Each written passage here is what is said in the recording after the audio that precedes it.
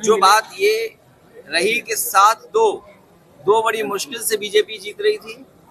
7 सीटें समाजवादी पार्टी जीती है, लेकिन प्रशासन ने सर्टिफिकेट किसी और को दिया है।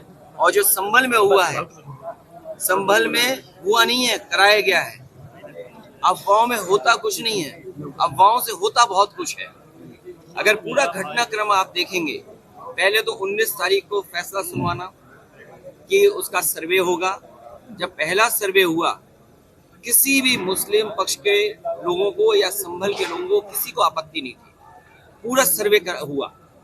लेकिन पता नहीं क्यों फिर दोबारा सर्वे करने का फैसला लिया गया और दोबारा सर्वे हुआ। अगर दोबारा सर्वे की बात हुई तो कम से कम वहां पे जो जिम्मेदार लोगों थे उनसे बातचीत करनी चाहिए थी प्रशासन को, लेकिन बातचीत नहीं की। और फिर जो सर्वे टीम गई थी, क्या उसमें बीजेपी के कार्यकर्ता नहीं गए थे? सच्चाई तो ये है, जो प्रशासन छिपा रहा है, कि जितने लोग उसमें गए थे सर्वे में, पीछे से नारे लगाते जा रहे थे। जो नारे लगाने वाले थे उन पे कितनी कार्रवाई की है? क्या नारे लगाने वालों पे मुकदमे दर्ज हुए? क्या नारे लगाने वाले जो सर्वे टीम के साथ गए थे, क्या बीजेपी के कार्यकर्ता नहीं थे? क्या प्रशासन की आंख बंद है इस बात को लेकर के? और सोचिए, आप पीजीआई में जाइए, नौकरी कहाँ की मिली राजस्थान के लोगों को? आप लोहिया इंस्टीट्यूट चले जाइए लखनऊ में, वहां पर नौकरी किसको मिली है? राजस्थान के लोगों को।